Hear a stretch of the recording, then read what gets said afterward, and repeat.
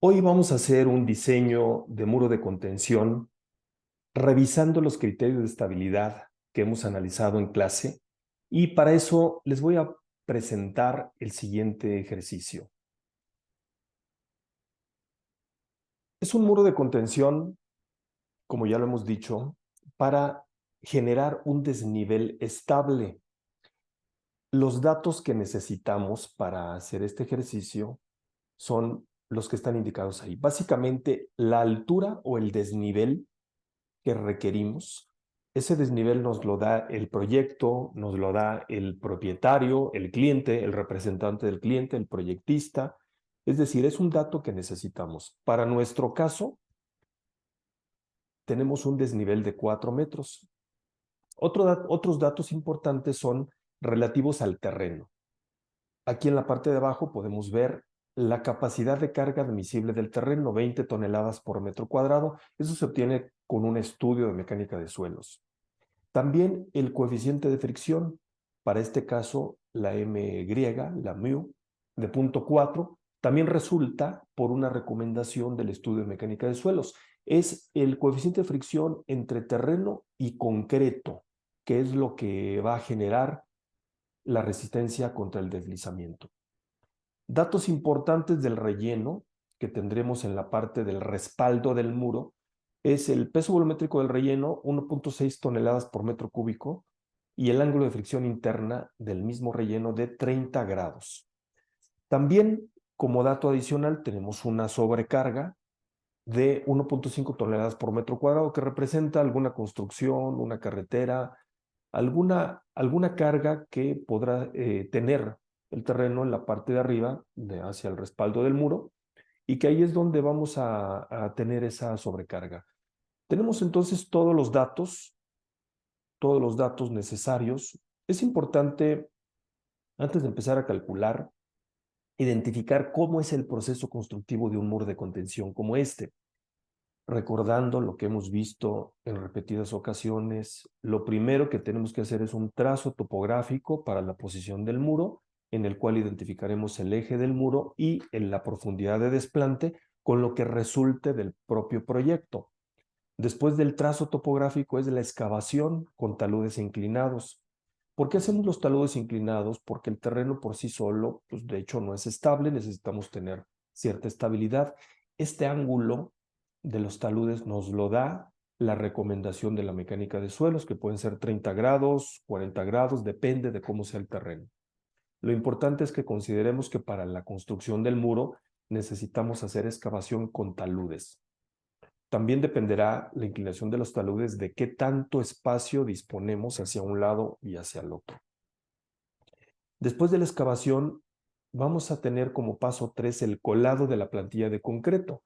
Esa plantilla de concreto es un espesor de concreto entre 5 y 10 centímetros máximo que construimos una vez que ya tenemos el nivel de desplante de la zapata, de la estructura, para generar una superficie de trabajo adecuada, plana, limpia en la medida de lo posible por cuestión de combinación de tierra con agua, de lodo. Para no estar trabajando en esas condiciones, generamos la plantilla de concreto. Después de la plantilla de concreto, vamos a colocar los armados. Llegan los fierreros, colocan los armados según la información que le demos, según el plano estructural. Posteriormente el cimbrado y después el colado, que lo haremos normalmente en 2 etapas. Una etapa la zapata hasta la unión con el muro y otra etapa el propio muro, previo alineamiento, previo plomeo y verificación de armados y recubrimiento. Una vez que ya está el colado, pues desimbramos con las debidas tiempos de fraguado. Normalmente el muro se puede desimbrar el otro día, e inmediatamente el curado, para que la reacción del concreto, del cemento con el agua, que es el concreto, no se interrumpa por falta de humedad, porque la reacción química prosigue teóricamente por 28 días. Nosotros podemos estar curando el concreto por una semana si colocamos agua o algún producto químico como membrana impermeable que impida la evaporación del agua. Una vez que ya tenemos el curado y la adquisición de cierta resistencia del concreto, colocamos el relleno de tepetate, que normalmente lo hacemos en capas de 25 a 30 centímetros de espesor, aquí lo podemos ver, y vamos colocando humedad, no mojándolo demasiado, sino con las proporciones que nos dé para tener la compactación requerida mediante pruebas de laboratorio de mecánica de suelos. Y ahí es donde nosotros vamos también a tener, vamos a tener también una compactación por capas hasta llegar hasta arriba. Después de la compactación colocamos, o durante la compactación colocamos un dren para desalojo del agua filtrada y posiblemente aquí se requiera también una impermeabilización, una geomalla y algunos otros aditamentos para que todo el agua que se pueda infiltrar por el relleno se baje y se drene mediante ese drenaje que colocaremos. Esto lo vamos a ver en el detalle estructural y constructivo al final del ejercicio, pero es importante que entendamos cómo es el proceso constructivo para que asimismo nos demos una idea de lo que estamos calculando y sobre todo no perder de vista que todo cálculo que hacemos debe tener como final la construcción del mismo proyecto. Me paso entonces al primer inciso. Voy a utilizar este formato que les he comentado, que se refiere a un inciso sobre el prediseño. Voy a cambiarle la numeración de los incisos.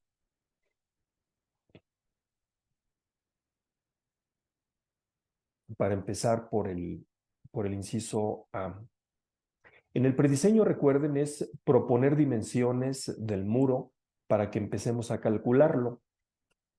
Es un proceso iterativo en el cual calculamos y proponemos y revisamos hasta que pase las condiciones de estabilidad, que hemos dicho son 4.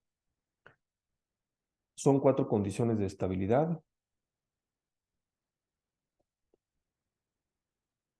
que vamos a repasar enseguida. Bien, ahora sí. Tengo aquí entonces el prediseño del muro. Con base en la altura del muro, yo voy a hacer el prediseño y la altura del muro actualmente es de 4 metros. Por lo tanto, yo voy a poner aquí 4 metros de altura del muro y recordando lo que hemos comentado, perdón, la altura del desnivel es de 4 metros. Entonces, la altura total del muro, voy a sumarle 4 metros, que es el desnivel. Le voy a sumar la profundidad de desplante que nos diga la mecánica de suelo. Normalmente entre 1 metro, 1,20, 1,50 son valores usuales. Pudiera ser que la mecánica de suelo nos diga que el terreno firme está a 2 metros, a 3 metros, a 6 metros, pero ahí ya se emplearían otras técnicas, es decir, no haríamos el muro desplantado a 6 metros, va a ser más profundo que la propia altura. Entonces emplearemos algunas pilas o alguna otra cimentación.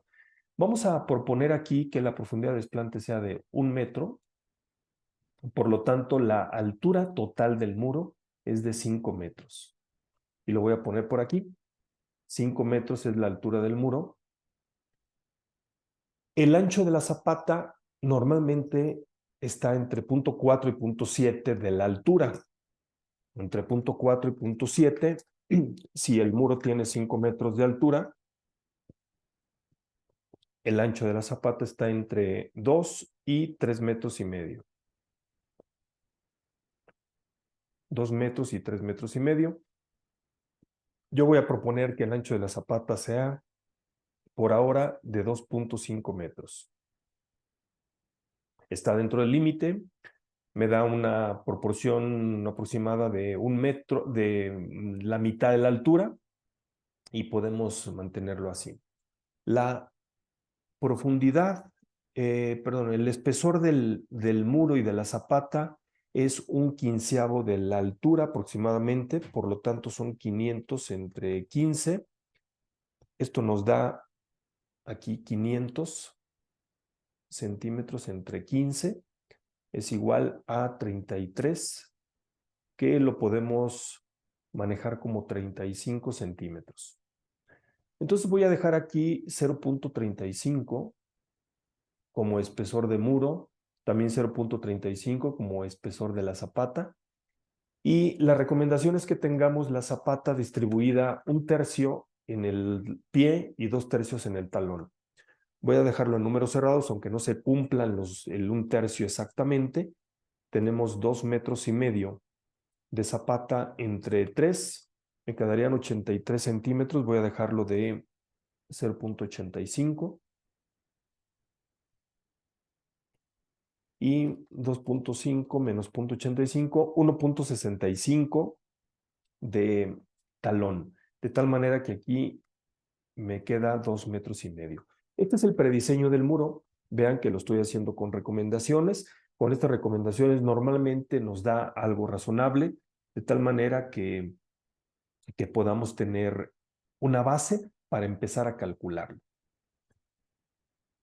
Ahora sí, me voy a cálculo de carga sobre el muro. Es importante que identifiquemos cuáles son las cargas que van a estar actuando sobre el muro. Y tenemos algunas que les he puesto como letra W, que son el peso propio o los pesos propios. Voy a tener entonces el peso propio del muro, WM, peso propio de zapata, WZ, peso propio del relleno en el respaldo, WR, y peso propio de la sobrecarga, que para el caso que tenemos, tanto el relleno como la sobrecarga tienen su resultante en el centroide del talón libre. Y como acciones, como empuje, tengo el empuje activo.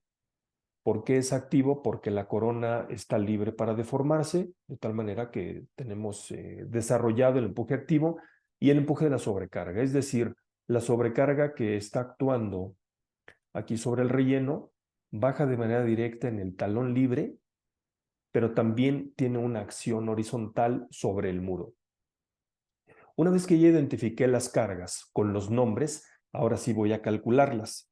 Considerando que el muro pues, es muy largo, no tenemos ahorita el dato de qué longitud es el muro, pero el análisis lo voy a hacer yo para 1 metro de longitud. Aquí tenemos una vista tridimensional y en el plano que estoy poniendo es 1 metro de longitud perpendicular a la pantalla. El talón lo tenemos aquí, el pie aquí es 1 metro. Vamos a hacer todo para 1 metro. Y considerando esta geometría que acabamos pues, de definir, aquí me faltó un dato, se lo voy a poner. A 5 metros de altura nos va a quedar el muro de 4.65 libre. 4.65 metros. Con estos datos entonces voy a hacer el cálculo de las cargas. El cálculo de cargas sobre el muro, aquí viene el comentario, se deben evaluar todas las cargas, tanto del peso propio como de los empujes, y también las distancias, o sea, las longitudes que representan los brazos de palanca. Todo esto antes de pasar a la revisión o a las revisiones de los 4 tipos de falla. Este es el punto de giro porque el muro como cuerpo rígido va a tender a girar en el caso del volteo con respecto a este punto, al punto verde que está aquí. Por lo tanto, todos los brazos de palanca de las fuerzas tienen que ser con respecto a ese punto. Y muy importante ahorita que estamos con este croquis es que las distancias son perpendiculares a la línea de acción. Es decir, yo no voy a tener una distancia desde el punto verde hasta el punto de aplicación de la flechita. No es esa la distancia, sino la distancia es L1. Es decir, distancias perpendiculares a las líneas de acción de las fuerzas. Muy importante considerarlo. Ese es el concepto de momento y así es como lo vamos a considerar. Por lo tanto, nuestro objetivo ahorita o enseguida va a ser calcular las cargas de color rojo, tanto las cargas de peso propio, las Ws, como los empujes y sus brazos de palanca. Bien, entonces vamos iniciando aquí. El peso propio del muro es el volumen del muro por el peso volumétrico. Empiezo con el peso volumétrico, que es 2.4 toneladas por metro cúbico, porque es el peso volumétrico del concreto.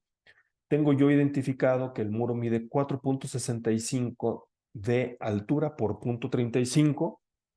de espesor, 4.65 metros por 0.35 metros y pues por 1 metro de longitud perpendicular a la pantalla. Después el peso de la zapata es el volumen de la zapata, 2.5 por 0.35. Empiezo con el peso volumétrico, 2.4 toneladas por metro cúbico, por 2.5 metros por 0.35 metros, que es el espesor, y por 1 metro, y lo que resulte. Después el peso del relleno, aquí es muy importante considerar esta distancia, cuál es el talón libre, y a 1.65, que es del eje del muro, le quito la mitad de 0.35, es decir, 1.65 menos 0.35 entre 2, tengo 1.48, voy a cerrarlo, 1.48 metros. Entonces, el peso del relleno es todo el bloque de relleno que está en el talón libre, es decir, 1.48 por 4.65 por 1. Ese es el bloque de relleno que actúa sobre el talón. 1.48 por 4.65. Empiezo con el peso volumétrico, que es 1.6 toneladas por metro cúbico. Es un dato desde el inicio, por 4.65 metros, la mayor dimensión, por 1.48 metros y por 1 metro.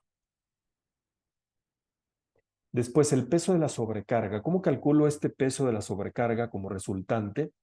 Es la sobrecarga, que son 2 toneladas por metro, 1.5 toneladas por metro. Lo voy a bajar a esta superficie. Entonces, 1.5 toneladas por metro, que es la sobrecarga, 1.5 toneladas por metro. En realidad es una carga distribuida por metro cuadrado.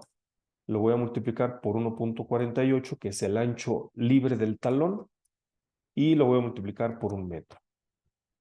Es decir, el área donde está aplicado o donde baja la carga, la sobrecarga, es 1.48 por 1 metro, y lo que resulte. Voy a hacer un cálculo ahorita de todo lo que tenemos para no dejar tanto cálculo para después. 2.4 por 4.65 por 0.35 me da 3.9. 3.9 toneladas. El que sigue es 2.4 por 2.5 por 0.35, 2.1 toneladas. El que sigue 1.6 por 4.65 por 1.48 me da 11 toneladas. Y finalmente 1.5 por 1.48 me da 2.22. 2.22 toneladas. Es importante no poner tantos decimales. Si acaso un decimal, aquí podemos dejar 2.2 sin problema. Con un decimal nos da buena precisión.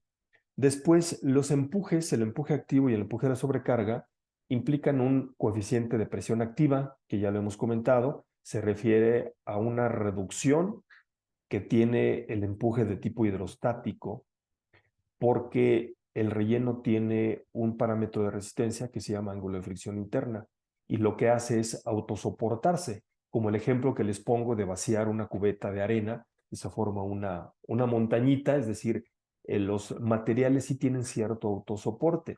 Por lo tanto, el relleno sí se autosoporta en cierto grado. ¿En qué grado? Pues en grado definido por el coeficiente de presión activa. Tenemos aquí entonces la tangente cuadrada de 45 menos 30 entre 2. 45 menos 30 entre 2, porque este es un dato que tenemos desde el inicio. El ángulo de fricción interna son 30 grados. Y de paso comprobamos que el peso volumétrico del relleno es 1.6 toneladas por metro cúbico. Por lo tanto, el coeficiente de presión activa Ka es de esta manera. Primero hago lo que está entre paréntesis, 45 menos 30 entre 2 son 30. Obtengo tangente y el resultado lo elevo al cuadrado. Eso me da 0.33. Ese es el coeficiente de presión activa. Ahora sí, el empuje activo es un medio por el K activo, 0.33, por gamma, que es 1.6 toneladas por metro cúbico, por H cuadrada, que es la H, me voy por acá, la H son 5 metros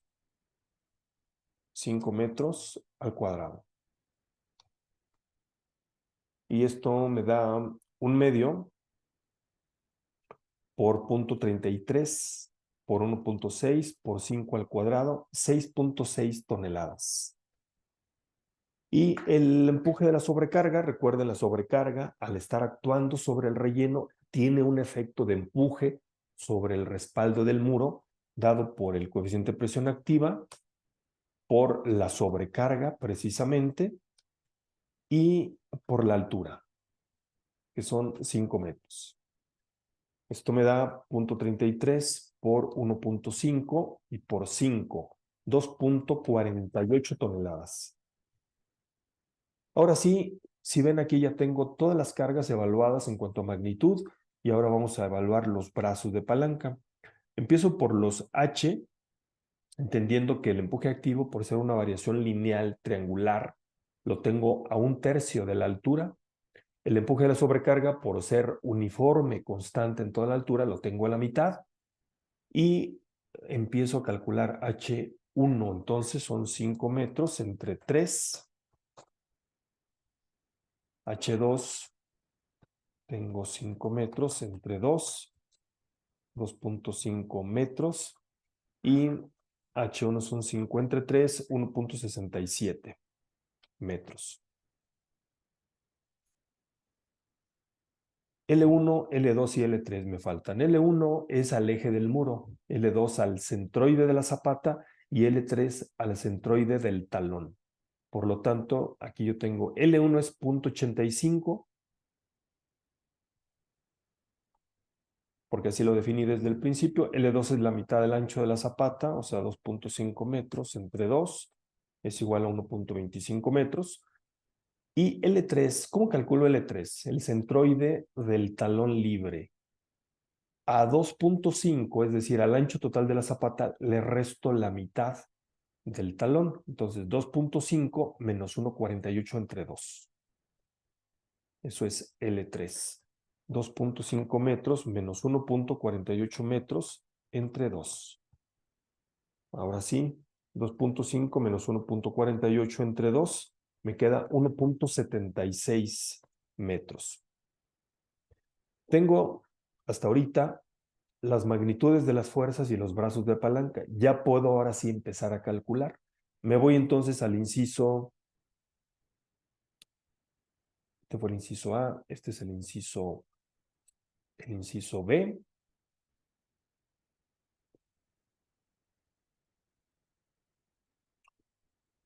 Este es el inciso B y este es el inciso C.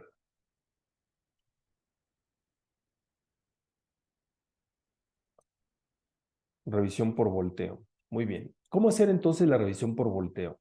Ya hemos dicho que los criterios que nos marcan las normas mexicanas, que tienen su base en un fenómeno físico, un fenómeno natural, que implica que la resistencia sea mayor que la acción.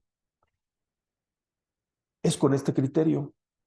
La resistencia la vamos a disminuir por cuestión de seguridad y la acción la vamos a amplificar. Voy a definir entonces MB, M subíndice B, como momento de volteo. ¿Qué es el momento de volteo? Suma de los momentos de todas las fuerzas que producen volteo. Para nuestro caso, las fuerzas que generan volteo, las acciones, es el empuje activo y el empuje de la sobrecarga. Giran con respecto al punto de giro en sentido horario. Y las W, si lo vemos aquí, giran en sentido antihorario. Por lo tanto, el momento de volteo es el momento que produce el empuje activo y el empuje de la sobrecarga. Y el momento resistente es el momento que producen las Ws, todo con respecto al punto de giro. Aplicamos los factores que nos dicen las normas, que son factores de seguridad, Y voy a repetir aquí, momento de volteo, suma de los momentos de todas las fuerzas que producen volteo, momento resistente, pues las fuerzas que se oponen al volteo. Los factores de carga en las normas mexicanas nos dan 2. Si la estructura es grupo B, utilizamos 1.3. Si la estructura es grupo A, es 1.5. Y el factor de resistencia es 0.7. Vean cómo subestimamos la resistencia y amplificamos las acciones de tal manera que tenemos un factor de seguridad. Para nuestro caso, consideremos que es una estructura grupo A, con lo cual el factor de carga es 1.5. Vamos a ver entonces cómo calcular el momento de volteo. El momento de volteo es con los empujes y con los brazos, o sea, con los H's. Empiezo con el empuje de activo 6.6 por 1.67. 6.6 toneladas por 1.67 metros. Y lo que resulte, más el empuje de la sobrecarga, que es 2.48 toneladas, que multiplica a L2, 1.25, H2, 2.5 metros. 2.5 metros. Empuje activo por 1/3 de la altura y el empuje de la sobrecarga por la mitad de la altura, lo que resulte. Y el momento resistente tenemos entonces que es el del muro, 3.9 por 0.85. Pone aquí 3.9 toneladas por 0.85 metros, que es el brazo. Ese es el del muro. Vamos ahora con el de la zapata. 2.1 por 1.25. 2.1 toneladas por 1.25 metros. Ese es el de la zapata. Me sigo con el del relleno y el de la sobrecarga, que si recuerdan están en el mismo centroide con la misma L. Entonces voy a sumar el del relleno y del de la sobrecarga. 11 más 2.2. 11 toneladas más 2.2 toneladas. Muy importante poner las unidades para que no nos perdamos en ese tema de unidades. Y multiplicado por L3, que ya lo habíamos calculado, 1.76 metros. 1.76 metros. Entonces ya tengo el del muro, el de la zapata, el de la sobrecarga y el del relleno. Y tengo ya entonces todos, los 4. Verifico por acá. Tengo el momento del muro, que es el peso del muro por L1. Tengo el de la zapata por L2 y relleno y sobrecarga por L3. Bien, aquí ya puedo calcular entonces el momento resistente. Verifico muy bien al momento de hacer las operaciones porque ahí es donde puede estar algún error. 3.9 por 0.85 más 2.1 por 1.25 más 13.2, que es 11 más 2.2 por 1.76. Y eso me da 29.2. 29.2 toneladas por metro, porque es un momento. Y el que está, el momento de volteo que está aquí arriba, 6.6 por 1.67 más 2.48 por 2.5. Me da 17.22. 17.22 toneladas por metro. Ahora sí, tengo el factor de carga. Voy a aplicar esto. Factor de carga por momento de volteo. Factor de carga por momento de volteo, 17.22 toneladas por metro. Voy a ver cómo es con respecto a 0.7 del momento resistente, 29.2.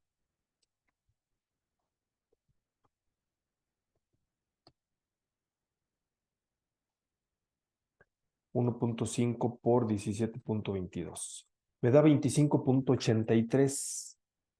25.83 toneladas metro. ¿Cómo es con respecto a 0.7 por 29.2?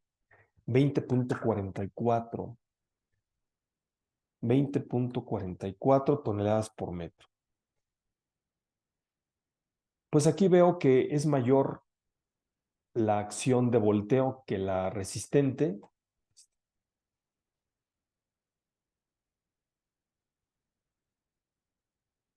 Así. Aquí veo que la acción de volteo pues, es más grande que la acción resistente. Analicemos el resultado.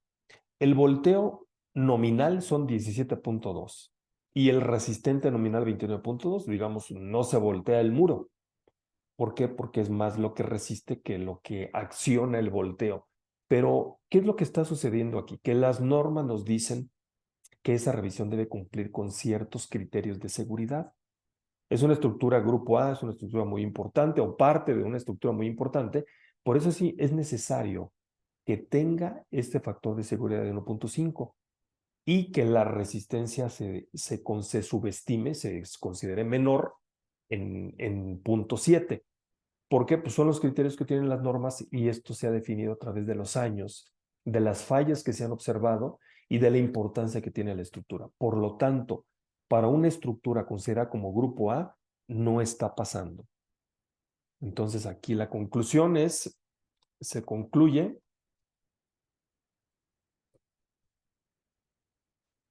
que el muro o que el prediseño del muro no cumple con las especificaciones de seguridad de las normas mexicanas, por lo que se debe rediseñar. Y el rediseño normalmente, el rediseño en este caso, pues implica aumentar la zapata o distribuirla de alguna forma que tengamos pues más momento resistente. Lo que queremos aquí es aumentar el momento resistente. El momento de volteo, como lo vemos por aquí, depende de los empujes y ese depende de la altura. Entonces no podemos disminuir el momento de volteo. Más bien tendremos que aumentar el momento resistente. Y sí lo podemos hacer porque le podemos dar un poco más de ancho a la zapata, de tal manera que sigamos en ese rango de prediseño, pero con un valor mayor. Vemos que es poco lo que está faltando, bueno, un 20%, pero podemos ampliar la zapata para tener entonces más momento resistente. Entonces el rediseño consiste en aumentar el ancho de la zapata y preferentemente hacia el talón, de tal manera que aumente el momento, bueno, aumente el peso del relleno, que es WR, y por consiguiente aumente el momento resistente del relleno. Vamos a hacerlo entonces. Voy a poner un nuevo prediseño.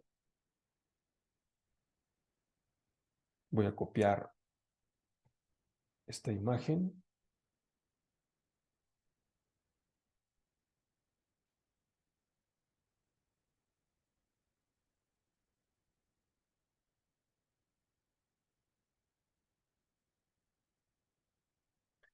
Y voy a aumentar entonces el ancho. Borro por aquí. Todo esto no me sirve.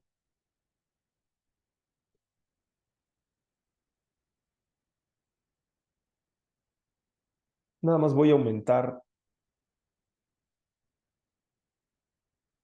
el ancho del talón. Voy a aumentarlo a 3 metros. Y lo distribuyo de la siguiente manera.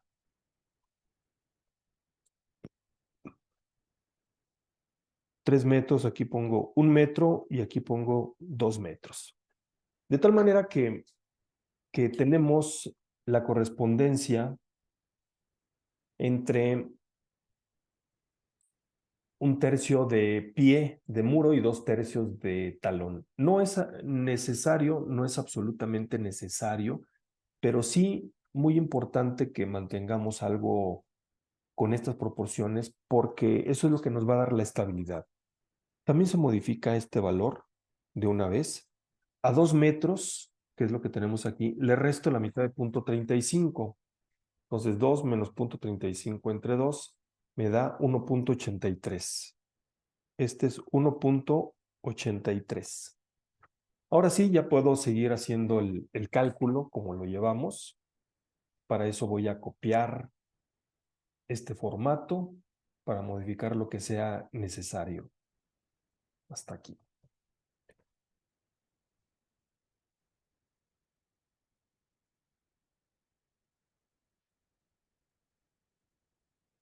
Bien. Ahora sí, el peso del muro no se modifica porque seguimos teniendo 4.65 por 0.35. Aquí está. Y por el peso volumétrico. El peso de la zapata sí se modifica en esta magnitud, que ahora es 3 metros. 0.35 no se modifica. El peso del relleno también se modifica en la magnitud de 1.83. Aquí tengo yo 1.83. Y el peso de la sobrecarga también, porque aquí tengo 1.83. Bien, por lo tanto, tengo que modificar este valor, peso de la zapata, el peso del relleno y el peso de la sobrecarga. Bien, vamos a hacerlo entonces. El peso de la zapata es 2.4 por 3 por 0.35, me da 2.5 toneladas. 2.5 toneladas. El peso del relleno es 1.6 por 4.65 por 1.83. Verifico bien antes de poner el dato, si lo estoy haciendo en la calculadora, y me queda 13.6 toneladas. Y finalmente el peso de la sobrecarga, 1.5 por 1.83 por 1, 2.75 toneladas. El empuje activo no se modifica porque no depende de la altura, el empuje de sobrecarga tampoco, y quedan así. Los brazos de palanca sí se modifican, las H's no se modifican, pero las L's, que son los brazos de los W, sí. La L1, dijimos que es el del muro, aquí se modifica a 1 metro. L2 es el de la zapata, que son 3 metros entre 2, es 1.5. Y L3 es al ancho total de la zapata, que son 3 metros. Le quito la mitad del ancho libre del talón, que determinamos 1.83. 3 metros menos 1.83 entre 2 me da 2.1. 2.1. Y creo que ya tenemos todo. Vean que es un proceso repetitivo. Voy entonces a copiar este.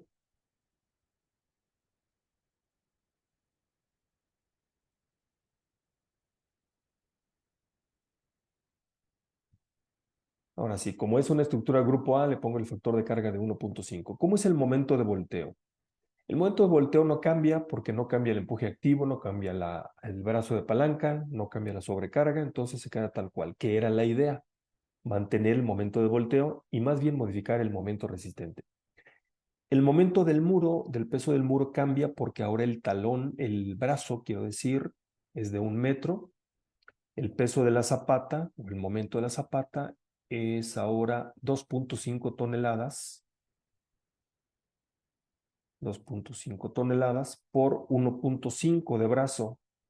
Y el peso del relleno es 13.6 más 2.75. 13.6 más 2.75. 13.6 más 2.75 por el brazo, que es 2.1. Pues ahora sí tenemos un momento resistente que se incrementó bastante. Vamos a ver a cuánto. 3.9 por 1 más 2.5 por 1.5 más 13.6 más 2.75 por 2.1. Y eso me da 41.9. 41.9. Bueno, ahora ya quedó más sobrado. Entonces, 1.5 por 17.22 se queda tal cual. Y 0.7 por 41.9. 0.7 por 41.9. 0.7 por 41.9 es 29.33. 29.3. Ahora sí, se invierte esta desigualdad que yo tengo aquí y tengo esta condición. Y vean que sí tenemos un sobrediseño, pero es razonable. Tal vez tenemos un 15% de más. Numéricamente lo podemos considerar como muy adecuado. Entonces, se observa que se cumple la desigualdad y se acepta como estable por volteo. Y se acepta el prediseño del muro como estable por volteo. Bien. Esa es la conclusión de esta primera revisión que acabamos de hacer. Muy importante en cada revisión que hagamos, pues considerar que podemos encerrarla aquí en un círculo. Esto está bien o le ponemos OK. O alguna indicación que diga que parcialmente, quiero decir como inciso por ahora por volteo, está pasando. Vamos a seguir con la revisión por deslizamiento, pero este es el prediseño que aplica ahorita. Y aquí lo tenemos, revisión por deslizamiento. ¿Cómo es la revisión por deslizamiento? Pues el empuje, ya sabemos, tiende a deslizar el muro, tiende a deslizar horizontalmente el muro, como cuerpo rígido. Para asegurar que no deslice, se debe cumplir la siguiente desigualdad. El factor de carga por la suma de fuerzas horizontales nos da la acción. Entonces, tiene que ser mayor la resistencia. ¿Y quién resiste el deslizamiento? Lo resiste la fricción, la fuerza de fricción que se genera debajo de la zapata. ¿Cómo calculamos la fuerza de fricción? Pues son la suma de todas las fuerzas verticales por el coeficiente de fricción.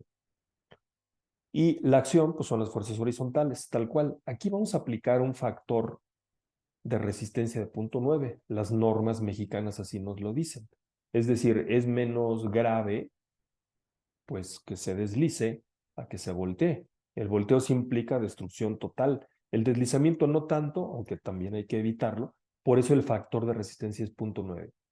Como factor de carga seguimos manteniendo 1.3 y 1.5 y nos seguimos. Y el coeficiente de fricción ya lo teníamos dado como con recomendación de la mecánica de suelos de 0.4. Aquí como referencia pongo entre 0.3 y 0.6 es lo que existe en terrenos normales. Vamos entonces a calcular las fuerzas para verificar esta desigualdad. Entonces, del inciso anterior obtenemos las fuerzas requeridas para la revisión por deslizamiento, así como el coeficiente de fricción indicado en el ejercicio. Coeficiente de fricción es 0.4. Ahora sí, suma de fuerzas horizontales. ¿Cuál es la suma de fuerzas horizontales? Son los empujes, que ya los tenemos aquí. Estos dos empujes. Voy a traerme estas fuerzas para acá.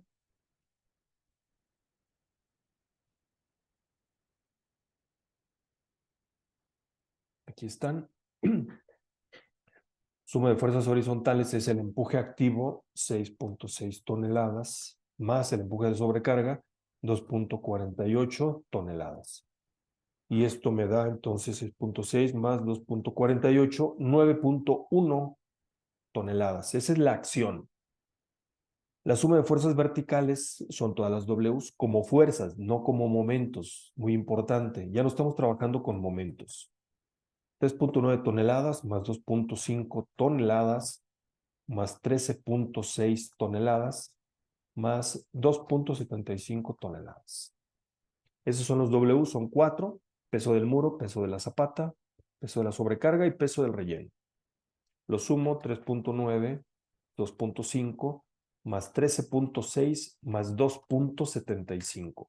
22.75 toneladas. Ahora sí, ¿cómo calculo la fricción? ¿Qué es la resistencia? Pues es el factor el coeficiente de fricción, quiero decir, por la suma de fuerzas verticales, 22.75 toneladas. Cuánto nos da es 9.1 toneladas. Esa es la resistencia.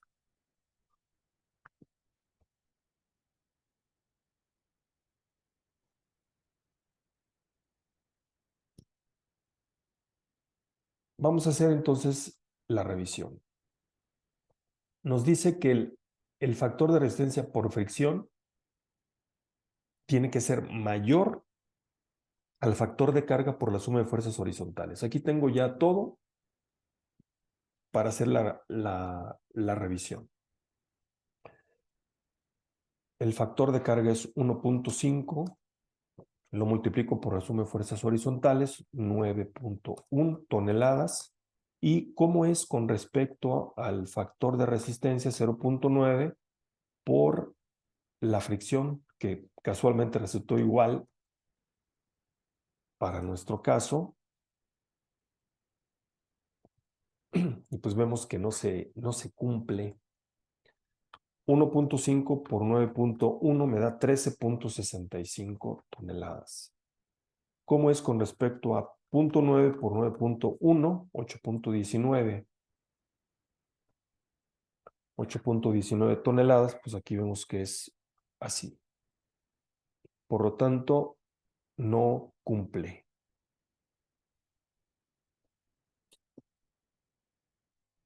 Bien, entonces, como no se cumple la desigualdad, el muro tiende a deslizar, incluso sin factores de seguridad.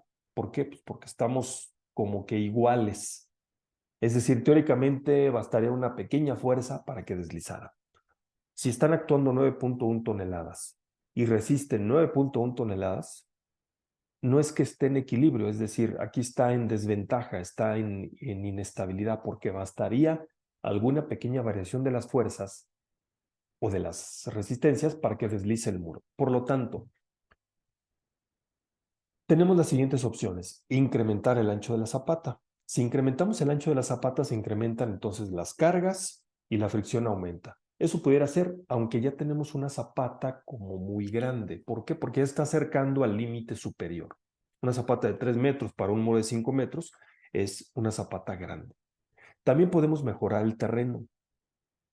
Si mejoramos el terreno sustituyéndolo, es decir, excavando y colocando un relleno mejorado, que puede ser un suelo cemento, en una proporción que hemos comentado, 50 kilos de cemento por cada metro cúbico de tepetate, combinado con un poco de agua, de tal manera que nos dé la compactación óptima y el peso volumétrico requerido, pues podemos mejorarlo y se aumenta.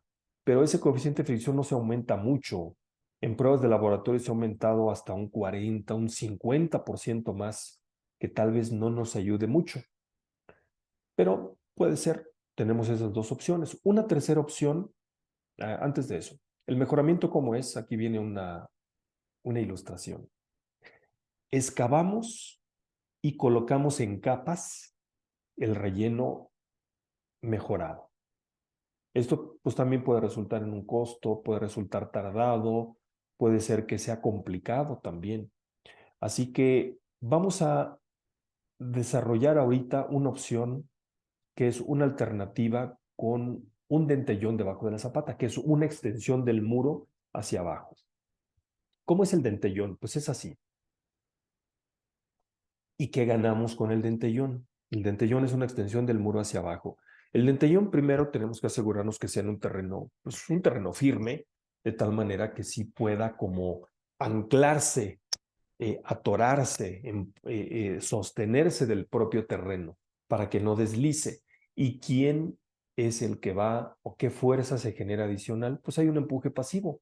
Hemos comentado que el empuje pasivo es cuando la estructura empuja al muro. Por lo tanto, por efecto de las fuerzas horizontales, se va a generar una fricción y una fuerza adicional que es el empuje pasivo. Por lo tanto, yo voy a modificar la expresión que tengo para revisar el deslizamiento, como el factor de carga por la suma de fuerzas horizontales tiene que ser menor al el factor de resistencia por la fricción más el empuje pasivo. En este caso, yo puedo calcular el empuje pasivo sin problema y la incógnita es la longitud o la profundidad del dentellón. Porque si la profundidad es mayor, el empuje va a ser mayor; si es menor, es menor. Entonces, voy a tener que ese va a ser mi incógnita. Y que también debo limitarlo a cierta longitud. No puedo nada más calcularlo y lo que me dé. Posiblemente una longitud o una profundidad de un dentellón de 80 centímetros, de 1 metro, pudiera ser construible. También depende del espesor que tenga, pero ya una profundidad muy grande ya no sería viable, porque entonces ahora hay que estabilizar esa excavación en forma de ranura y ya se nos vuelve algo más complicado. Veamos entonces cuánto nos da, tomando en cuenta que la incógnita es la profundidad del dentellón.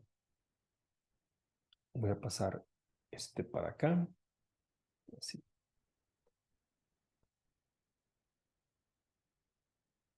Voy a hacer entonces un cálculo. Esto no lo voy a considerar ahorita.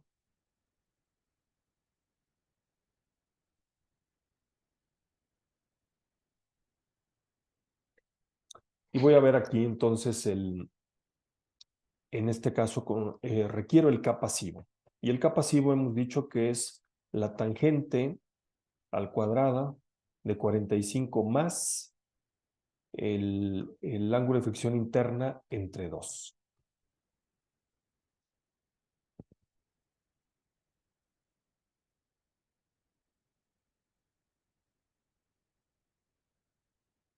Y voy haciéndolo en lo que se regenera. También recordar que el K pasivo es el inverso del K activo. Si el K activo nos había dado 0.3333, pues el K pasivo es el inverso, o sea, 3. Vamos a comprobarlo. 45 más 30 entre 2 me da 60. Obtengo la tangente y lo elevo al cuadrado. Y me da justamente 3. Tangente al cuadrado de 45 más 30 entre 2. 45 más 30 entre 2 y esto me da 3. Ahora sí, entonces yo voy a tener un cálculo como el siguiente.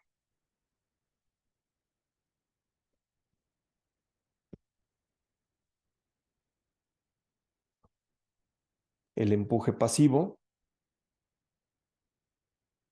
El empuje pasivo es 1/2 de K pasivo por gamma por h al cuadrado. Voy a ponerle h1 porque esa es o HD, le pusimos HD, o sea, altura del dentellón. Ahora sí, entonces tengo 1/2 del K pasivo, que son 3, por gamma, que es 1.6 toneladas por metro cúbico, y por HD al cuadrado. Puedo simplificar y dejar todo en función de HD al cuadrado, que es 1/2 por 3 y por 1.6. Eso me da 2.4 por HD.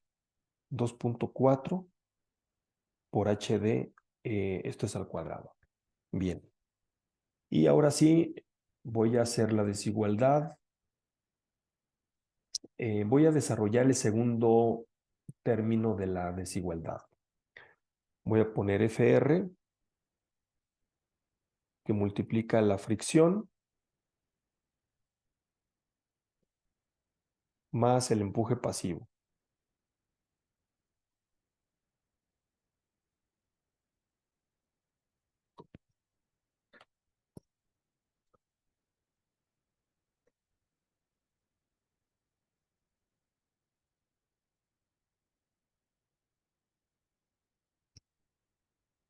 Voy a escribirlo aquí abajo. El factor de carga por la suma de fuerzas horizontales tiene que ser menor o igual al factor de resistencia por la fricción más el empuje pasivo. Bien, entonces el factor de carga es 1.5 por la suma de fuerzas horizontales, que ya la habíamos calculado, es 9.1 toneladas. 1.5 por 9.1 toneladas. Tiene que ser menor o igual que el factor de resistencia, que es 0.9, por la fricción, tal cual. Esa no cambia porque no cambian las cargas. Y la fricción es 9.1 toneladas. 0.9 por 9.1 toneladas más 2.4 por HD al cuadrado. Esto se tiene que cumplir, por lo tanto tengo que despejar HD. De ahí voy a despejarlo de esta manera. Voy a hacerlo aquí escrito, 1.5 por 9.1 toneladas y lo divido entre 0.9. Entonces tiene que ser menor o igual. Aquí le voy a restar menos 9.1. Tiene que ser menor que 2.4 por HD al cuadrado. Bien, entonces 1.5 por 9.1 y eso entre 0.9, le resto 9.1 y me queda 6.1. 6.1 toneladas, que tiene que ser menor a 2.4 por HD al cuadrado. Entonces 6.1 entre 2.4 y voy a dejar el HD así. Voy a hacer entonces la raíz cuadrada .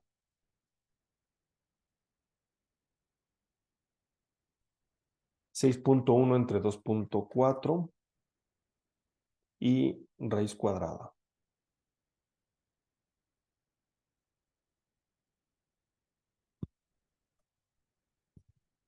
Esto nos da entonces una altura del dentellón de 1.6 metros, lo cual pues sí es alto como para ser construible. Pero ese es el resultado que nos dio. Ese resultado está bien, pues vamos a comprobarlo. Vamos a comprobarlo aplicándolo en las expresiones anteriores. ¿Cómo calculamos el empuje pasivo? El empuje pasivo es un medio por el coeficiente de empuje pasivo de 3 por peso volumétrico 1.6 y por la altura del dentellón, que es 1.6 al cuadrado. El empuje pasivo me da 6.1. Comprobación aquí.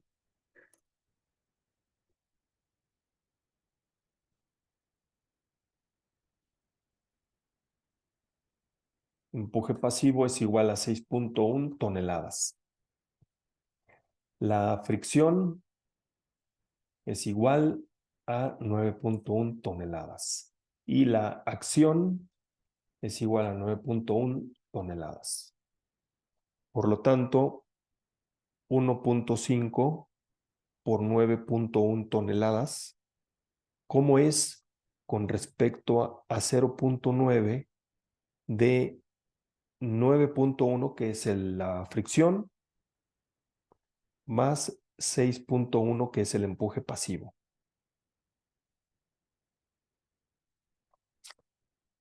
1.5 por 9.1 me da 13.6 y 9.1 más 6.1 por 0.9 me da 13.7.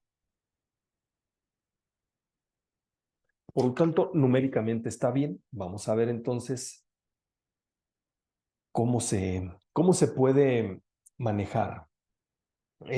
No lo voy a optimizar ahorita por cuestión de tiempo, pero un dentellón de 1.6 metros pues es muy grande. Es decir, es el tamaño, no sé, de una persona. Si habría que hacer entonces algún otro cálculo, por ejemplo, algún mejoramiento, ampliar la zapata, es decir, una combinación para que el dentellón no sea tan grande. Pero en este caso el dentellón pues sí resulta importante. Vamos a pensar, se requiere un dentellón de 1.6 metros. Esta profundidad pues es relativamente grande, no es conveniente por las inestabilidades que puede tener la excavación para el dentellón. Podemos entonces proponer una combinación entre dos opciones, mejoramiento más dentellón. Vamos a pensar que se mejora el terreno y aumentamos el coeficiente de fricción a 0.55. ¿Qué pasa con 0.55? Que la fricción pues ahora se aumenta también. Voy a tener la suma de fuerzas horizontales, me regreso por acá, suma de fuerzas verticales de 22.75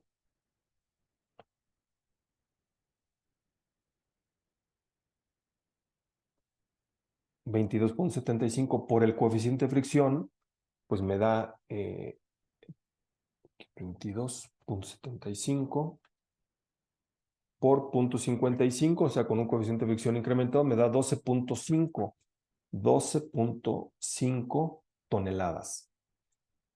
Ahora sí, ¿cuál es entonces la profundidad del dentellón? 1.3 por 9.1, 1.5 por 9.1, esta es la acción. ¿Cómo es con respecto a 0.9 de la fricción más un empuje pasivo? Entonces, el empuje pasivo,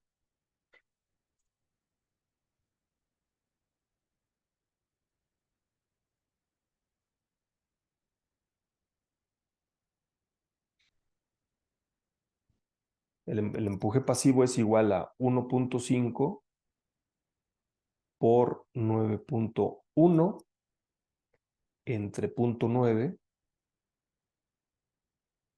menos 9.1. Ese es el empuje pasivo que resulta, es 1.5 por 9.1 entre 0.9 menos 9.1 y me queda de 6.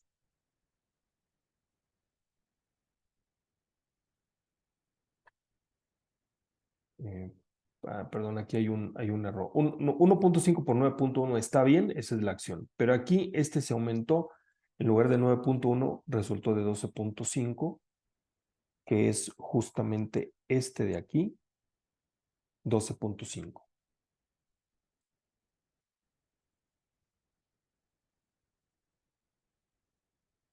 Así, 12.5. Ahora sí,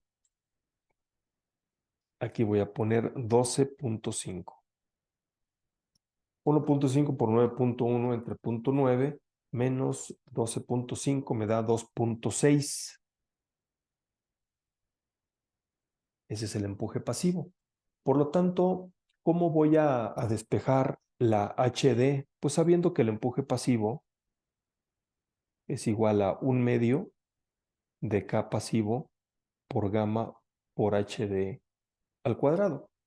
Yo lo despejo el HD al cuadrado y me queda el empuje pasivo de la siguiente manera, como una raíz cuadrada. Y me queda entonces 2 por el empuje pasivo, que es 2.6, dividido entre K pasivo, que es 3, y el peso volumétrico, que es 1.6. 2 por 2.6 entre 3 y entre 1.6. 1.083, obtengo la raíz cuadrada y me queda un metro. Ahora sí, me queda un dentellón ya más razonable. Entonces se concluye que la profundidad del dentellón es de 1 metro. Combinado con un mejoramiento del terreno debajo de la zapata, el cual deberá tener la misma profundidad del dentellón. Entonces, un mejoramiento de 1 metro, pues estaría adecuado. Hay que, obviamente, evaluarlo. Por ahora solamente estoy poniendo la parte de solución numérica, pero ya la decisión pues tendrá que tomarse por cuestión de costos, por cuestión de procedimiento constructivo y por varias pues otras consideraciones ya de tipo pues costo, logística, constructivo.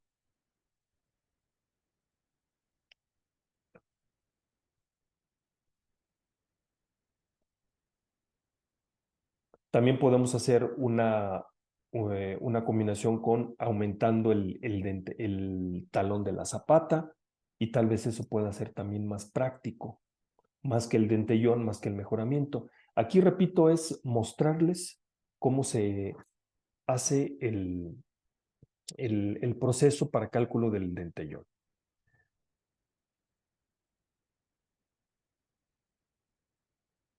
Muy bien, entonces yo voy a dejar aquí cómo quedó el resultado final y permítanme.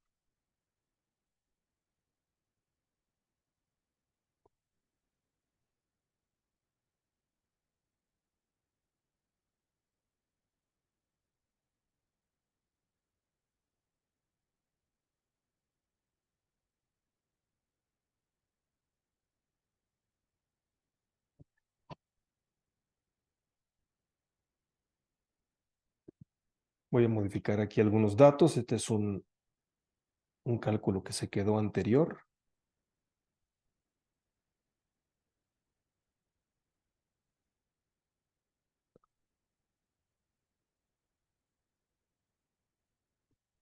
Es 0.35. Aquí es 5, 0.35, 1 y listo. Es lo que tenemos. Y por acá también importante este dato, 1.83.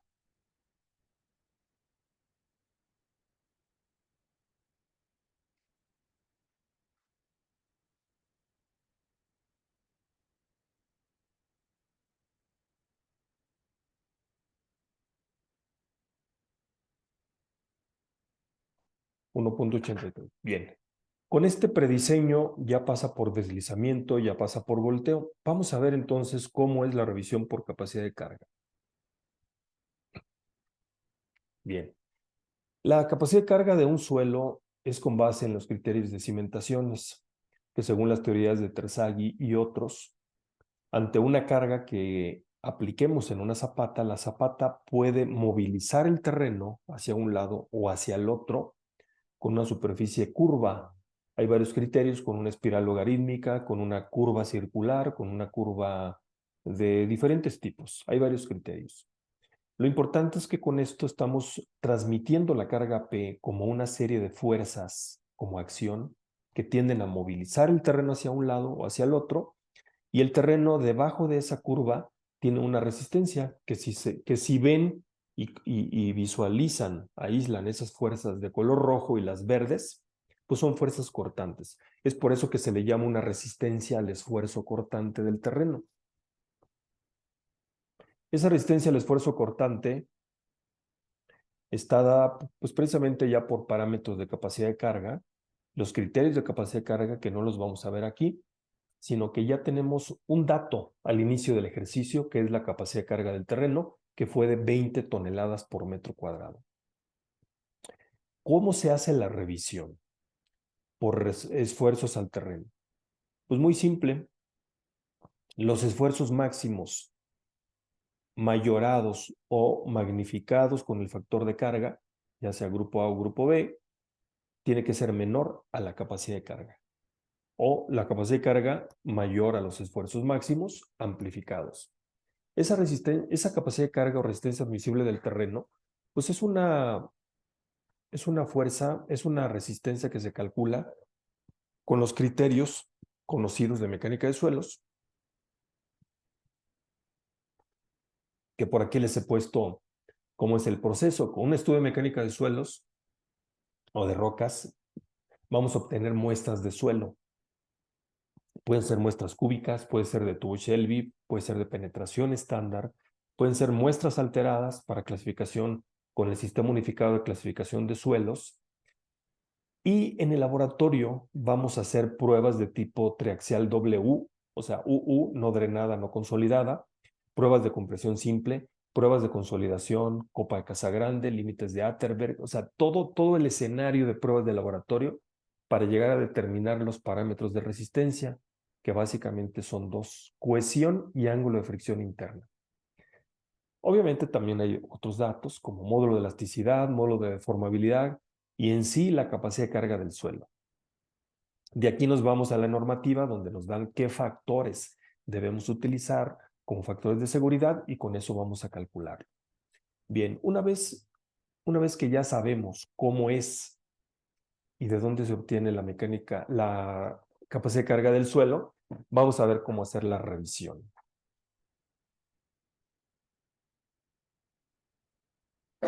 El cálculo de esfuerzos o presiones debajo de la zapata, sobre todo porque tiene un volteo, me voy a remitir a la gráfica. Cuando esto tiene a voltearse en sentido horario, estamos de acuerdo que presiona más del lado del pie que del talón y pudiera ser que se levante del talón. Por lo tanto, la distribución de presiones debajo de la zapata no es uniforme, sino que es más grande en el pie y más pequeña en el talón. Nos interesa entonces la más grande, que ese esfuerzo, esa presión sea resistido por el terreno. Vamos entonces a ver cómo se calculan las presiones debajo de la zapata y para eso considerar lo siguiente. Ante una carga vertical, que son el peso, todos los Ws, peso del muro, peso de la zapata, peso del relleno, peso de la sobrecarga y el momento de volteo, tenemos un esfuerzo máximo y uno mínimo. Lo podemos dividir en dos partes. Con la carga P en el centroide de la zapata, vamos a tener una presión uniforme y con el momento vamos a tener esfuerzos de compresión y de tensión. Si lo sumamos ya nos da esta forma trapecial que son los esfuerzos elásticos. Eso es lo que indica este texto que se los dejo por aquí también para que lo tengan de referencia. ¿Cuáles son las dos condiciones que tenemos que revisar en una revisión por capacidad de carga? Pues que la resistencia del terreno sea mayor a los esfuerzos máximos amplificados y que los esfuerzos mínimos sean mayores a cero. Es decir, que siga siendo de compresión, que en el talón de la zapata no se levante, porque si se levanta quiere decir que hay tensiones y no puede haber tensiones porque el terreno no jala a la zapata, a menos que lo anclemos. Pero en principio no lo vamos a anclar, sale más caro y no es necesario. Vamos a hacer esas dos revisiones. Todo esto es con esfuerzos elásticos. ¿A qué me refiero esfuerzos elásticos? Variación lineal y veremos enseguida cómo se calcula. Pero también hay una segunda revisión por esfuerzos plásticos. ¿Qué pasa cuando el terreno está sujeto a los esfuerzos elásticos? Pues se genera esta condición, pero esta condición es momentánea, no siempre se mantienen elásticos, sobre todo cuando el terreno empieza a tener un reacomodo. Se le llama pues un comportamiento plástico. Plástico porque cambia de su forma, cambia de forma y pues obviamente no se mantiene como estaba originalmente.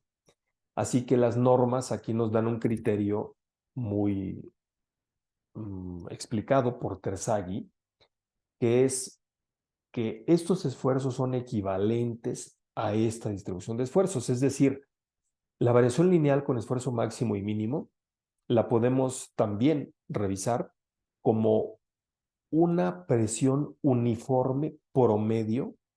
No es el intermedio, no es el promedio, sino intermedio, un valor intermedio, pero en un ancho B' de la zapata. Esta distribución trapecial está en todo el ancho de la zapata, pero esta está en un ancho reducido. ¿Cuál es esa reducción? Pues es B', que se calcula al ancho total de la zapata, le restamos dos veces la excentricidad. Y la excentricidad la calculamos como el momento entre la carga. O sea, el momento entre la carga. Esta P viene acá. Ahí está. Por lo tanto, esa revisión por esfuerzos plásticos es igual a los esfuerzos elásticos, es decir, el factor de carga por el esfuerzo promedio tiene que ser menor que la capacidad de carga. Y aquí, pues normalmente ya nos va a pasar, porque el esfuerzo promedio es menor al máximo. Entonces, en caso de que no pase la revisión, pues tenemos que incrementar la zapata o considerar pilas u otra forma de cimentación. ¿Qué es lo que debemos considerar aquí antes de hacer los cálculos? Pues que la carga P, que es la suma de las cargas verticales, debe quedar en el centroide de la zapata. Normalmente no queda en el centroide de la zapata. Es decir, tenemos que calcular el centroide de las cargas de peso propio, de muro, peso propio de zapata, relleno y demás, que están en diferentes posiciones. Por lo tanto, puede ser que no nos coincida con el centroide de la zapata. Y ese no es problema. Realmente lo que tenemos que ver es, una vez que calculemos el centroide de las cargas W, de los pesos propios, verificar si queda del lado izquierdo o del lado derecho del centroide de la zapata y hacer un criterio como este. Vean, ¿cómo puedo transportar la carga P al centroide? Esta es la carga P. Pongo una carga en el centroide y pongo otra que se opone. ¿Están de acuerdo que esta condición no altera y es equivalente 100% a esta? ¿Qué pasa con la P de abajo y con la P de la izquierda? Pues que ahora forman un momento. Lo que hice fue entonces generar una carga P centroidal en la zapata y un momento que gira así porque la P de abajo con la P de la izquierda pues genera un momento antihorario. Y es lógico porque si ustedes ven este objeto que yo tengo aquí, si la carga P está del lado izquierdo, entonces este elemento va a girar así. Por eso se genera un momento que le vamos a llamar momento por excentricidad. Momento por excentricidad. ¿Cómo calculo ese momento por excentricidad? Pues es la carga P por la distancia que hay de su posición al centroide de la zapata. Este momento se contrapone al de volteo. Por lo tanto, la M que yo voy a utilizar aquí, esta M, va a ser la diferencia del momento de volteo que tiende a voltear el muro menos el momento por excentricidad. El momento por excentricidad está como que hacia atrás del muro, es decir, tendería a voltear el muro hacia atrás, pero no lo voltea porque está el relleno. Pero sí es una acción de las cargas que tienden a voltear el muro hacia atrás.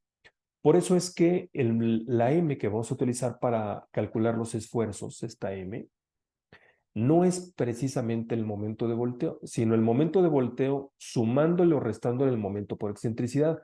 ¿Y por qué sumando o restando? Pues porque la carga P puede estar del lado izquierdo del centroide o del lado derecho. Eso depende de cómo estén las cargas y la geometría. En este caso está del lado izquierdo y genera un momento contrario y sería restarlo al momento de volteo. ¿Cómo se calculan entonces los esfuerzos? Ya vamos a verlo. Es con la fórmula llamada de la escuadría y que es de la siguiente manera. La carga P entre el área más menos. ¿Por qué más menos? Porque si vemos cómo se calculan los esfuerzos elásticos, es la carga P entre el área me genera una presión, pero el momento se lo voy a sumar, pero vean que estas flechitas son contrarias a estas del lado izquierdo. Entonces aquí se lo resto y acá se lo sumo. Entonces vamos a sumarlo por un lado y a restarlo por obtener un esfuerzo máximo cuando lo sumo y un esfuerzo mínimo cuando se lo resto. Por eso es que tenemos más menos, para tener los dos extremos, el mayor y el menor. El mayor y el menor. Ahora sí, ¿qué es entonces el, ¿qué es entonces la sigma que está aquí? Es el esfuerzo debajo de la zapata. P es la suma de cargas verticales, A es el área de la zapata en el tramo que estamos analizando, M es el momento de volteo restando o sumando el momento por excentricidad. Eso es muy importante considerarlo. Y S es una propiedad geométrica que es el módulo de sección elástico del área de contacto de la zapata. ¿Cómo calculamos los parámetros A y S? Aquí tengo la planta de la zapata y la proyección del muro, si lo ven. Voy a llamarle D, voy a llamarle D a 1 metro, que es la longitud que voy a considerar como unitaria de muro, y B el ancho de la zapata. Entonces, en el caso del área, no hay mucha duda, es simplemente 3 por 1, 3 metros por 1 metro. Pero en el caso del módulo de sección elástico, la expresión nos dice que es 1/6 de D por B al cuadrado. 1/6 de D por B al cuadrado. Es decir, 1/6 de 1 siempre, siempre para cualquier diseño de muro, 1/6 de 1 por 3 al cuadrado, que me da 1.5 metros cúbicos. Ahora sí, vamos a hacer los cálculos. Para que se pueda aplicar la expresión anterior, entonces pues, los esfuerzos tienen que quedar,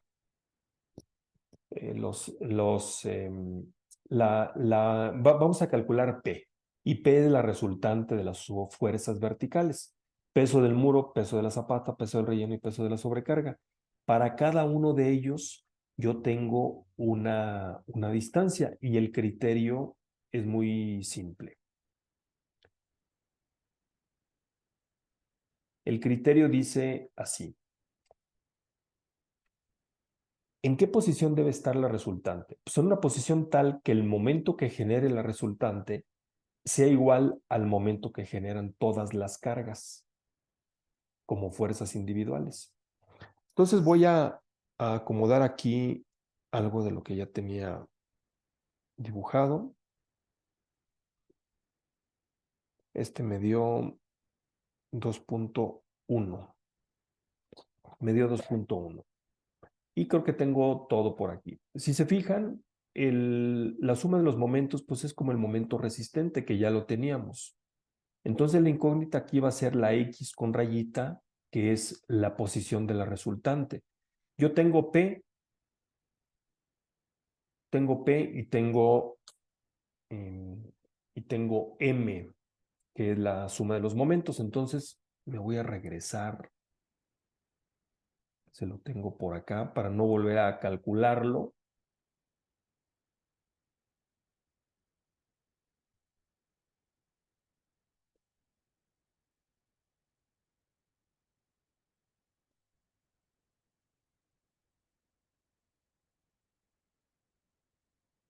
Voy a copiar todo este.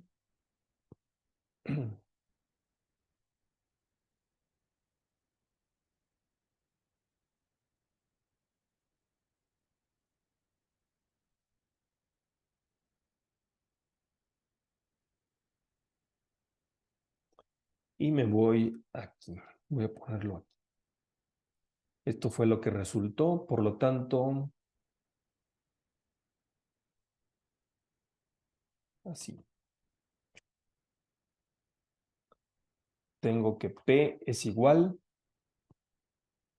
a 3.9. Voy a hacerlo de una vez. 3.9 más 2.5 más 13.6 más 2.75, 22.75, ya lo habíamos calculado, 75 toneladas. Entonces hago ese cálculo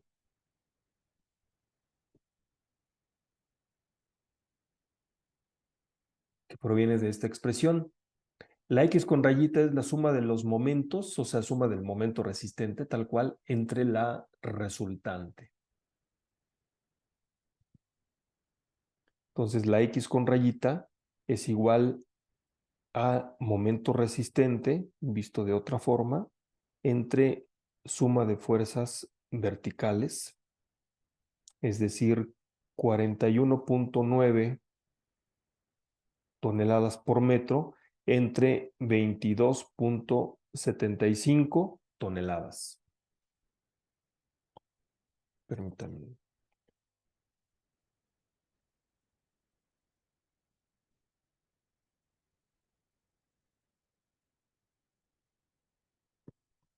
Bien, entonces, de aquí, 41.9 entre 22.75. Me queda 1.84 metros. Y esto quiere decir, aquí lo tengo, déjenme utilizar este que está aquí. Este me sirve.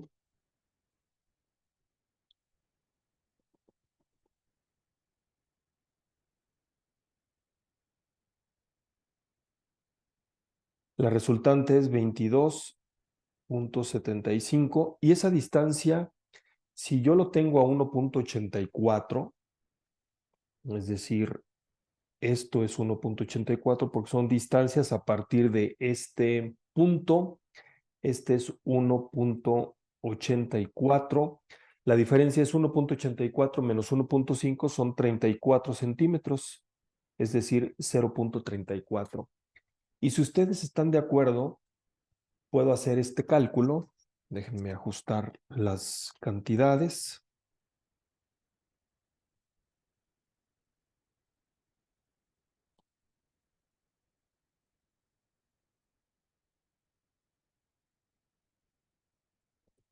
Este es 22.75. Coloco otro 22.75 y abajo también, de tal manera que me quedan 22.75 centroidal y un momento que vale 22.75 por 0.38, 0.34,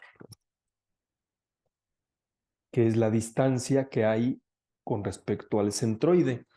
Entonces, 22.75 por 0.34, 7.73.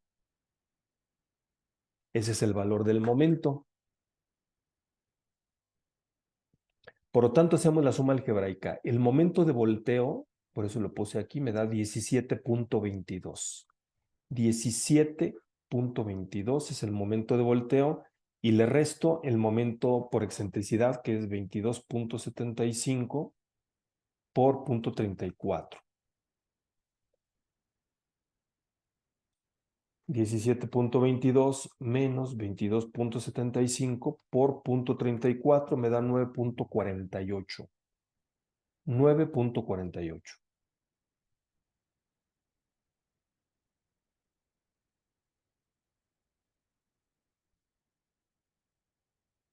Bien. Y P entonces es 22.75, de tal manera que ya tengo pues forma de calcular los esfuerzos. Vamos a ver qué valores nos da. Borro esto que tenía previo. Me queda P, 22.75 entre A, que son 3, más M, 9.48 entre S, que es 1.5, 13.9.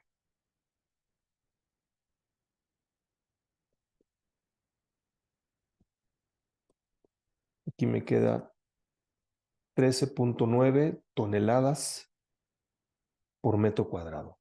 Y el de abajo es P entre A, 22.75 entre 3, menos M, que es 9.48, entre S, que es 1.5. 1.26. 1.26 toneladas por metro cuadrado. Entonces aquí es 13.9 el máximo y 1.26 el mínimo. Me voy a hacer la revisión. Y tengo esfuerzo máximo por el factor de carga, 1.5 por 13.9, 1.5 por 13.9, vamos a ver, 13.9 por 1.5, 20.85.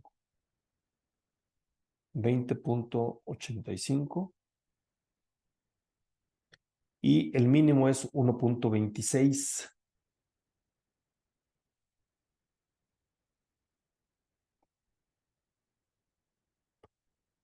1.26 es mayor que 0, está bien, y 20.85 es menor que la capacidad de carga. La capacidad de carga había sido de 20 toneladas por metro cuadrado, la resistencia admisible. Entonces aquí estamos, pues sí estamos excedidos un poquito, tal vez un 5% excedido pudiera ser, que aquí estamos dentro de ese 5%, porque la otra opción es, ¿qué es lo que está pasando con los esfuerzos con los esfuerzos plásticos. Aquí voy a poner pues, que no se cumple, teóricamente no. Entonces aquí esto es mayor que la capacidad de carga admisible, no cumple, y este es mayor que 0, pongo bien. Entonces se observa que no pasa la revisión por esfuerzo alterno, ya que los esfuerzos máximos son mayores que la resistencia al terreno. Los esfuerzos mínimos son de compresión. Bueno, aquí puedo poner. Los esfuerzos mínimos son de compresión, por lo que esta condición sí la cumple.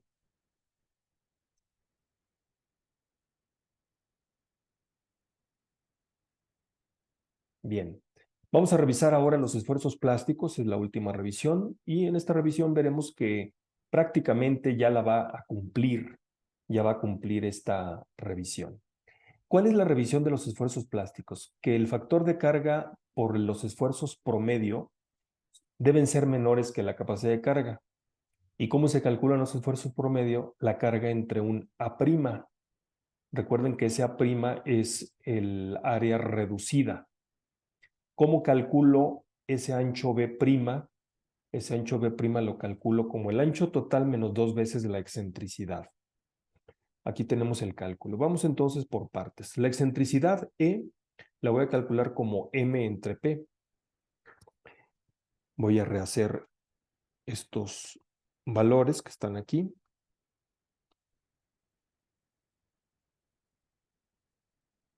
Para verificar cuánto nos da. La M que habíamos calculado por acá son 9.48. Entonces, 9.48 entre la P, que es 22.75. P 22.75, M 9.48. Por lo tanto, la excentricidad es 9.48 entre 22.75, 0.42. 0.42 metros, esa es la excentricidad entre carga y momento. Por lo tanto, el ancho B', donde podemos considerar una presión o un esfuerzo uniforme en la zapata, B' es el ancho total, que son 3 metros de la zapata, menos 2 veces la excentricidad, menos 2 por 0.42. 3 menos 2 por 0.42 nos queda 2.16 metros. Por lo tanto, el ancho B' pues es 2.16 y el esfuerzo promedio es la carga tal cual entre esa área prima. 22.75 entre 2.16.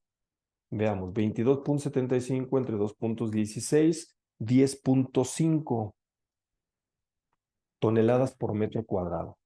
Ahora sí, el esfuerzo promedio, pues es el factor de carga por la carga que el esfuerzo promedio. 1.5 el factor de carga por 10.5. Veamos cuánto nos da. 1.5 por 10.5 nos da 15.8 toneladas por metro cuadrado. Veamos que ya disminuyó con respecto a lo que teníamos anteriormente. Es decir, pues ahora sí está pasando. 15.8. Por lo tanto, el esfuerzo promedio de 15.8 ahora sí ya es menor que la capacidad de carga, que era de 20 toneladas por metro cuadrado. Y entonces la zapata ya cumple por los esfuerzos promedio, los esfuerzos plásticos, tanto por esfuerzos elásticos como por esfuerzos plásticos. Y finalmente, nuestro detalle constructivo, pues es este, se los presento.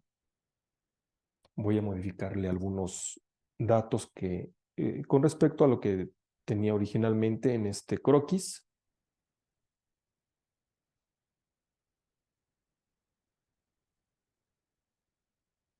Y así es como debemos presentar un plano estructural, de tal manera que tenga toda la información para que podamos construirlo. La altura del muro es de 500. Aquí yo tengo 400 y aquí 100. Normalmente se hace en centímetros. Aquí tengo 35 y las cotas parciales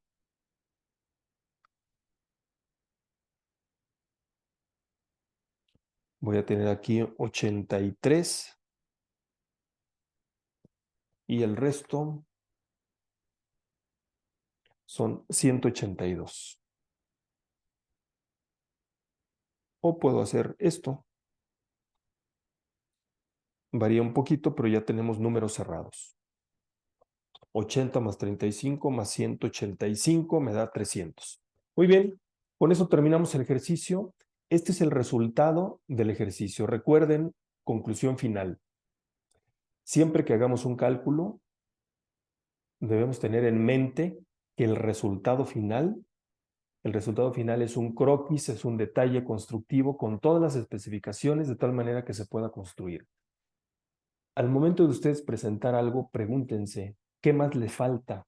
Si ustedes lo fueran a hacer, ¿qué más les falta? ¿Le faltan niveles? ¿Le faltan cotas? ¿Le faltan especificaciones? ¿Viene el proceso constructivo? ¿Vienen las especificaciones de materiales? Todas esas preguntas háganselas en una manera de checklist. Con el paso del tiempo y su experiencia pueden adquirir esa capacidad, de tal manera que ustedes cuando presenten un plano tengan toda la información, porque esto es lo que realmente implica o importa para la obra. En una obra, aunque tengan muchos cálculos, aunque tengan toda la información en su cálculo, si no tienen un plano estructural y no tienen las especificaciones constructivas y procedimiento constructivo, no nos va a servir mucho el cálculo. En la obra requerimos planos. Bien, aquí voy a terminar la grabación. Se las mando, seguimos en comunicación y hasta la próxima.